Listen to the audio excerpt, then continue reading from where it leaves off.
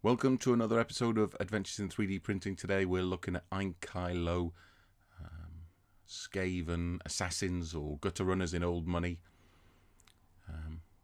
So these are an ambush unit. They're a bit funky. So they can basically come up behind other people's armies or inside terrain inside the kind of battle lines and stuff and cause havoc. If nothing else, they can hide invisible because you can only see 2 centimeters, so you can kind of hide them in a big wood.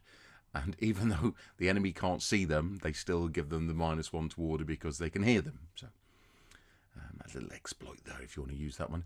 So I think you get about, I'm going to say you get 12 different stands. I've printed 12 stands of these little 2s in order, because you can put them 4 or 5 across on a base, like this way, going across, and they're kind of like archer stands. And again, these are for Paul. They were supplied by Mr. Ankylo on Gumroad for me to look at and print some for Paul. So that's what I'm doing.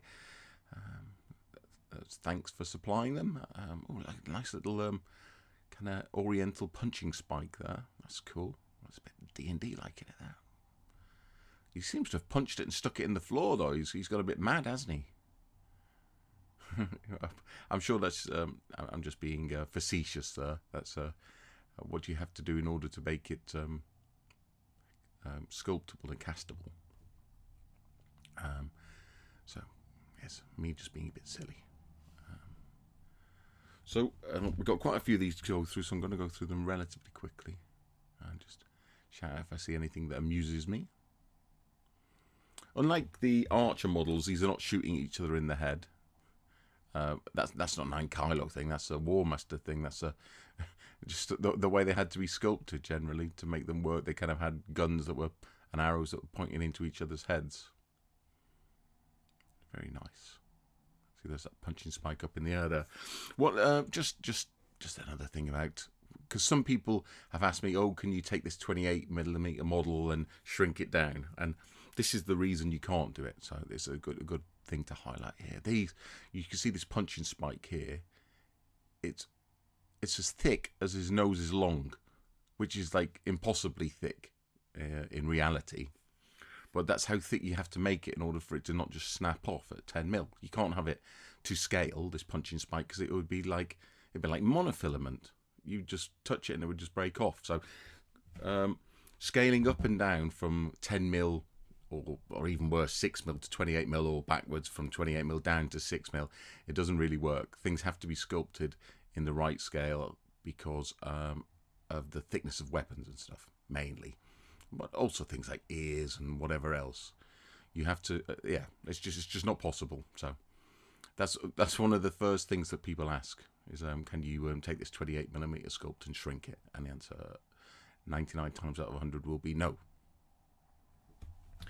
Okay, keep going. Oh, it's a nice lantern there, isn't it? I like that. If you're very, very clever, as long as you give credit and stuff and it's only for personal use, you can actually go in to the STL and cut things like that lantern out, and then you could scale it up and hang it on and create something completely different. They could like create some kind of piece of scenery with that lantern in. That's the amazing thing about 3D sculpting. Once you have access to the sculpt, you have access to the sculpt. You can make it bigger, smaller, cut arms off, change it with other arms. Yeah. So the X mirroring and all that kind of stuff I do, so it makes like, if you had these 2 guys here and you X mirrored it, they'd just be basically like a mirror image the other way, which adds a little bit of variety. I mean, that's just like nothing. That's just a click of a button, but you can do far more than that if you have any artistic talent, which is something I don't have, unfortunately. But it's like a runaway train, this 3D printing now. I can't imagine the way back for your old traditional miniatures. It'd be like dry stone walls.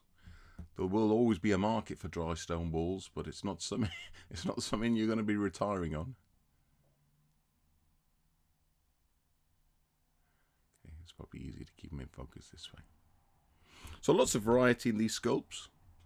I think they all come supported, unsupported, and individual. If you wanted to, I don't know what really the point in supplying them individually is. I guess some people like to be able to base them separately, which is cool. A little bit more finicky, a little bit more hassly, but I think I might have seen this sculpt before, as I said, or it might be slightly different.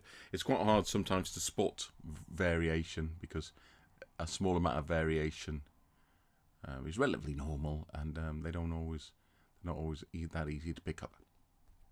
But anyway, we've gone through all the miniatures. They were the 10mm rat assassins, or gutter runners in old money. See you next time.